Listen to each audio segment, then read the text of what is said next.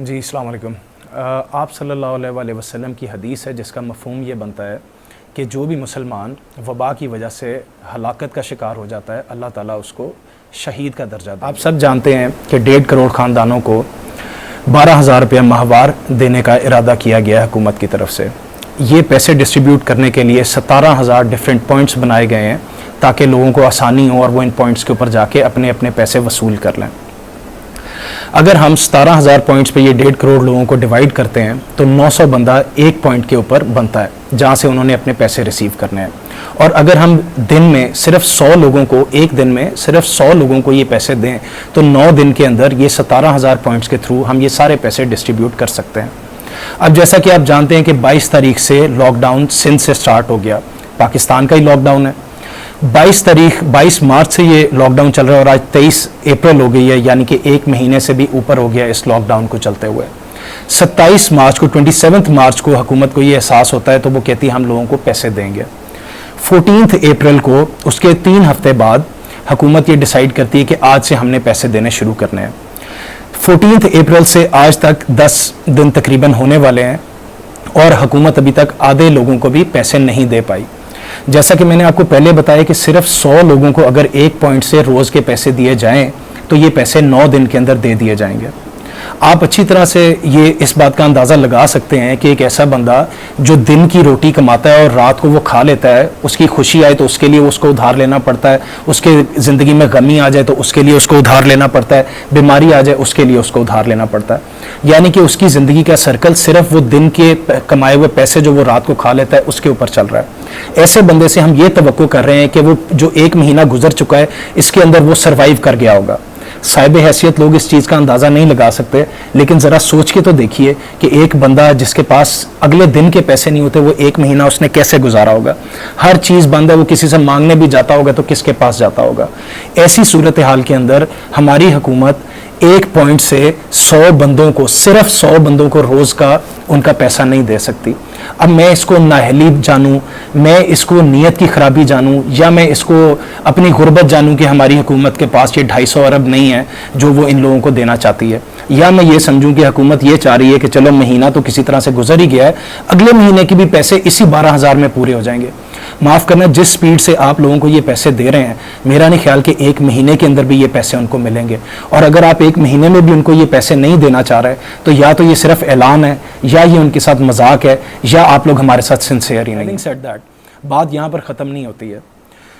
آپ یہ اچھی طرح سے جانتے ہیں کہ پچھلے 5 دن کے اندر کرونا کے جو نمبرز ہیں وہ ڈبل ہو گئے ہیں ہمارے ملک کے اندر۔ اب کوئی بھی ذی شعور آدمی کہ یار بیماری بڑھ رہی ہے، مجھے اس سے احتیاط کرنی چاہیے، وہ یہ نہیں کہے گا کہ بیماری بڑھ رہی ہے چلو کام پہ بھی چلیں، باہر وبا پھیلی ہوئی ہے چلو نکلیں کاروبار بھی کریں، چلو فیکٹریاں بھی کھول دیں۔ ابھی بات یہاں پر ختم نہیں ہوتی ہے۔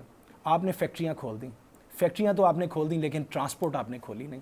کیسے وہ مزدور وہاں تک پہنچے گا فیکٹری تک کام کرنے کے لیے؟ صرف وہ فیکٹریز جن کی اپنی کنوینس ہے وہ تو اپنے مزدوروں کو بلا لیں گے، باقی سارے کیسے پہنچیں گے؟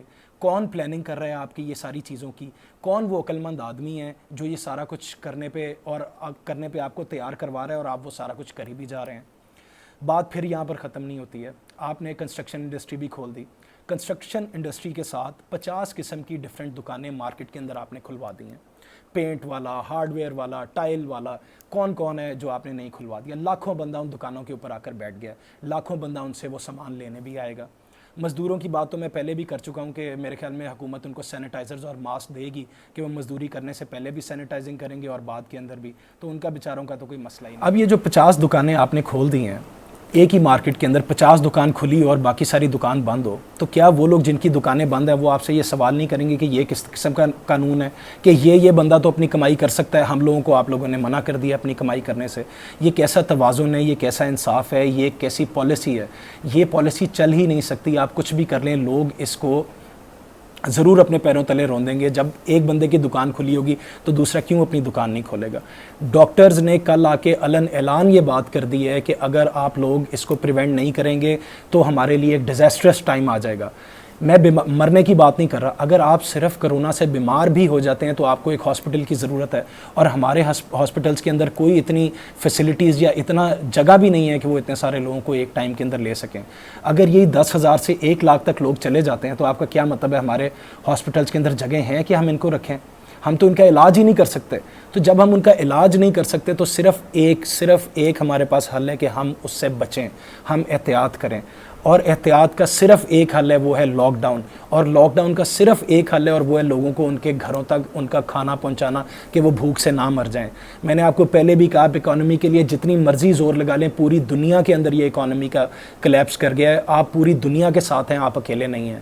میں نے آپ کو کہا اگر آپ کے پاس پیسے نہیں ہیں, آپ آپ ہمارے بجلی کے بلوں میں پیسے لگا لیں, آپ پیٹرول ابھی سستا نہ کریں, آپ نے جو کرنا ہے آپ کریں, لیکن خدا کے لیے یہ اکانومی کا ڈاؤن فال آنا ہی آنا, یہ صرف آپ پہ نہیں آیا. امریکن ایکسچینج کریش کر گئی ہے پیٹرول کی, اور اس کے بعد بھی آگے ابھی کتنا کچھ آنا ہے. دنیا تو یہ کہہ رہی ہے, سائنٹسٹ یہ کہہ رہے ہیں کہ لاز ری ارینج ہوں گے, دوبارہ سے سارا کچھ بنے گا. تو آپ گھبرائیں نہیں, آپ کو کوئی الزام نہیں دے گا کہ آپ کی وجہ سے جو ہے وہ کرونا آ گیا, اور حکومت, آپ صرف لوگوں کی زندگیاں بچا لیں. میری آپ سے یہ التجا ہے.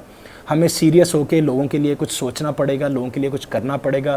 لاک ڈاؤن کے علاوہ کوئی حل نہیں ہے. آپ لوگوں کو گھروں سے باہر نکال رہے ہیں, الٹی گنگا بہہ رہی ہے ہمارے ملک کے اندر, اور میرے خیال میں اس گنگا کا پانی اب ہمارے سروں سے بھی ٹاپ گیا ہے. تو خدا را میں پھر آپ کو یہی کہوں گا کہ یہ انڈسٹریز نہ کھولیں, یہ چیزیں نہ کھولیں. آپ اس کو نہیں سنبھال پائیں گے, آپ کے پاس کیپیبلٹی اور کیپیسٹی نہیں ہے میڈیکلی کہ آپ یہ سارا کچھ. حکومت جو بھی پریکاشنز لے رہی ہیں وہ کسی بھی صورت انف نہیں ہے. صرف ایک حل ہے سب کا کہ اللہ تعالیٰ کسی کے بھی ذہن کے اندر ویکسین کا فارمولہ ڈال دیں, اور اس دنیا کے اندر جو وہ ویکسین جو ہے وہ ایجاد ہو جائے. صرف تب ایک بچاتا ہے, ورنہ میں افسوس کے ساتھ کہتا ہوں کہ کوئی ایسی چیز مجھے نظر نہیں آ رہی جو کہ ہمارے لیے کسی بھی صورت فائدہ مند ہوگی اور جو یہ گورنمنٹ سنبھال سکے گی. I am really sorry for that.